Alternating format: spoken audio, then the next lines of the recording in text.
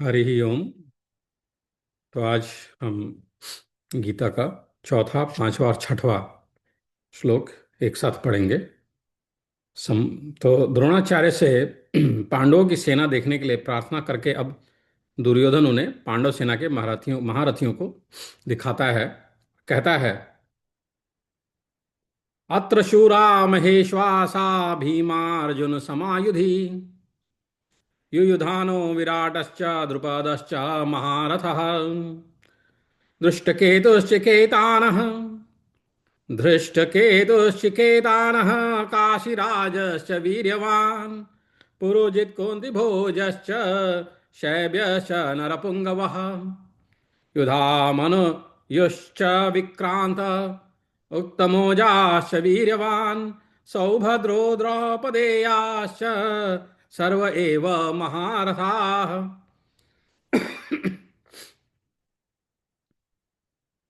महेश्वासः, जिनके बहुत बड़े बड़े धनुष हैं। युधि, युद्ध में। चेकितानः, चेकितान। विक्रांतः, पराक्रमी। ये जो है शब्द हैं। अत्र शूरा महेश्वासा भीमार्जुन समायुधि। जिनसे बाण चलाए जाते हैं, फेंके जाते हैं, उनका नाम ईश्वास अर्थात धनुष है। महेश्वासा तो बहुत बड़े बड़े धनुष। तो जिनसे बाण चलाए जाते हैं, फेंके जाते हैं, उसका नाम ईश्वास अर्थात धनुष है। ऐसे बड़े बड़े ईश्वास धनुष जिनके पास हैं, वे सभी महेश्वास हैं। तात्पर्य है कि बड़े धनुषों पर बाण चढ़ाने एवं प्रत्यंचा खींचने में बहुत बल लगता है।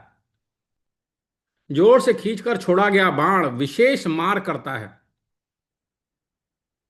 ऐसे बड़े बड़े धनुष पास में होने के कारण ये सभी बहुत बलवान और शूरवीर हैं।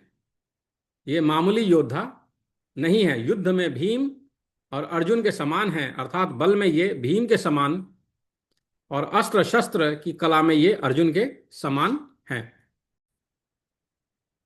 अत्र शूरा महेश्वासा भीमार्जुन समायुधि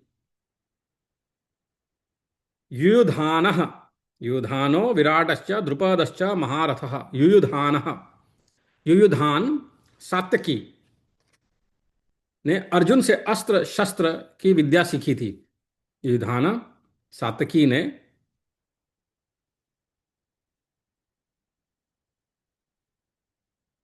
यह विद्या सीखी थी।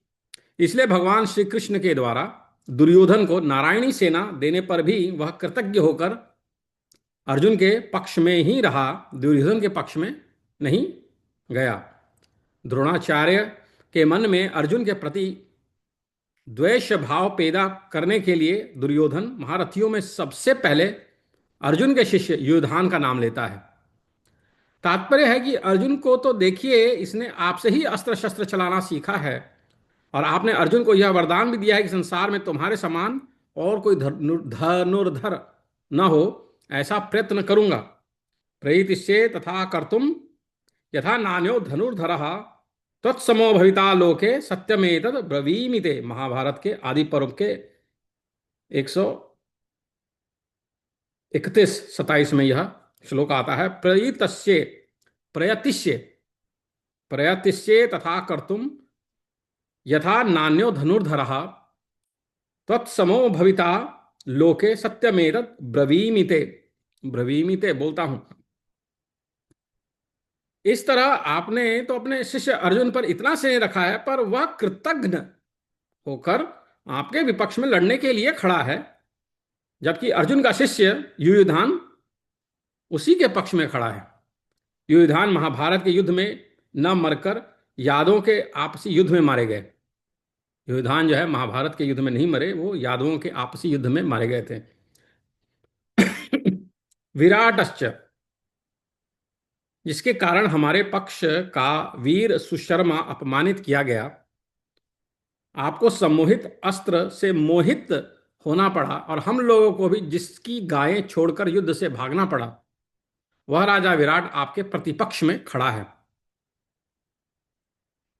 राजा विराट के साथ द्रोणाचार्य का ऐसा कोई वैर भाव या द्वेष भाव नहीं था, परंतु दुर्योधन यह समझता है कि अगर युधान के बाद मैं द्रुपद का नाम लूं तो द्रोणाचार्य के मन में यह भाव आ सकता है कि दुर्योधन पांडवों के विरोध में मेरे को उकसाकर युद्ध के लिए विशेषता से प्रेरणा कर रहा है तथा मेरे मन में पांडवों के प्रति वैर भाव पैदा कर रहा है।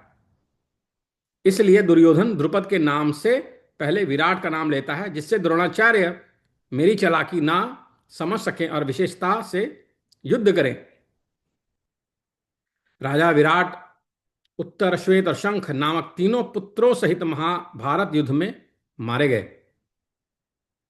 द्रुपदश्च महारथः, फिर द्रुपद का नाम लेता है। युधानो विराटश्च द्रुपदश्च महारथा, द्रुपदश्च महारथा। आपने तो द्रुपद को पहले की मित्रता याद दिलाई, पर उसने सभा में यह कहकर आपका अपमान किया कि मैं राजा हूं और तुम भिक्षुक हो, अतः मेरी तुम्हारी मित्रता कैसी। तथा वैर भाव के कारण आपको मारने के लिए पुत्र भी पैदा किया। वही महारथी द्रुपद आपसे लड़ने के लिए विपक्ष में खड़ा है। राजा द्रुपद युद्ध में द्रोणाचार्य के हाथ से मारे गए। धृष्ट केतु, यह धृष्ट केतु कितना मूर्ख है कि जिसके पिता शिशुपाल को कृष्ण ने भरी सभा में चक्र से मार डाला था, उसी कृष्ण के पक्ष में यह लड़ने के लिए खड़ा है। धृष्ट केतु द्रोणाचार्य के हाथ से मारे गए। धृष्ट केतु। चेकितानः, चेकितानः, चेकितान, सब यादव सेना तो हमारी ओर से लड़ने के लिए तैयार है और यह यादव चेकितान पांडवों की सेना में खड़ा है। चेकितान दुर्योधन के हाथ से मारे गए। काशीराजश्च वीर्यवान, यह काशीराज बड़ा ही शूरवीर और महारथी है, यह भी पांडवों की सेना में खड़ा है। इसलिए आप सावधानी से युद्ध करना, क्योंकि यह बड़ा पराक्रमी है। काशीराज महाभारत युद्ध में मारे गए। पुरोजित, पुरोजित कुंती भोजश्च, पुरोजित कुंती भोजश्च, यद्यपि पुरोजित और कुंती भोज ये दोनों कुंती के भाई होने से हमारे और पांडवों के मामा हैं, तथापि इनके मन में पक्षपात होने के कारण ये हमारे विपक्ष में युद्ध करने के लिए खड़े हैं। पुरोजित और कुंती भोज दोनों ही युद्ध में द्रोणाचार्य के हाथ से मारे गए। शैब्यश्च नरपुंगवः, यह शैब्य युधिष्ठिर का श्वशुर है। यह मनुष्यों में श्रेष्ठ और बहुत बलवान है।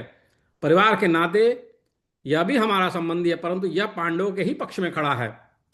युधामन्युश्च विक्रांता उत्तमोजाश्च वीर्यवान, पांचाल देश के बड़े बलवान और वीर योद्धा युधामन्यु तथा उत्तमौजा, उत्तमौजा मेरे वैरी अर्जुन के रथ के पहिए की रक्षा में नियुक्त किए गए हैं। आप इनकी ओर भी नजर रखना। रात में सोते हुए इन दोनों को अश्वत्थामा ने मार डाला था। सौभद्र, यह कृष्ण की बहन सुभद्रा का पुत्र अभिमन्यु है। यह बहुत शूरवीर है, इसने गर्भ में ही चक्रव्यूह भेदने की विद्या सीखी है। अतः चक्रव्यूह रचना के समय आप इसका ख्याल रखें। युद्ध में दुशासन के द्वारा अन्यायपूर्वक सिर पर गदा प्रहार करने से अभिमन्यु मारे गए। द्रौपदेयाश्च, द्रौपदेयाश, युधिष्ठिर, भीम, अर्जुन, नकुल और सहदेव, इन पांचों के द्वारा द्रौपदी के गर्भ से क्रमशः प्रतिविंध्य, श्रुतसोम, श्रुतकर्मा, शतानीक और श्रुतसेन पैदा हुए। इन पांचों को आप देख लीजिए। द्रौपदी ने भरी सभा में मेरी हंसी उड़ाकर मेरे हृदय को जलाया। उसी के इन पांचों पुत्रों को युद्ध में मारकर आप उसका बदला चुकाएं। रात में सोते हुए इन पांचों को अश्वत्थामा ने मार डाला। सर्व एवं महारथा, ये सब के सब महारथी हैं जो शास्त्र और शस्त्र विद्या दोनों में प्रवीण हैं और युद्ध में अकेले ही एक साथ 10,000 धनुर्धारी योद्धाओं का संचालन कर सकता है। उस वीर पुरुष को महारथी कहते हैं। एको 10 सहस्राणी योधयेद यस्तु धन्विनाम शस्त्र शास्त्र प्रवीणश्च महारथ इति स्मृतः। ऐसे बहुत से महारथी पांडव सेना में खड़े हैं। द्रोणाचार्य के मन में पांडवों के प्रति द्वेष पैदा करने और युद्ध के लिए जोश दिलाने के लिए दुर्योधन ने पांडव सेना की विशेषता बताई। दुर्योधन के मन में विचार आया कि द्रोणाचार्य पांडवों के पक्षपाती हैं ही, अतः वे पांडव सेना की महत्ता सुनकर मेरे को यह कह सकते हैं कि जब पांडवों की सेना में इतनी विशेषता है तो उनके साथ तू संधि क्यों नहीं कर लेता, उनके साथ तू संधि क्यों नहीं कर लेता। उस बारे में अब हम अगले श्लोक में पढ़ेंगे। हरि ओम।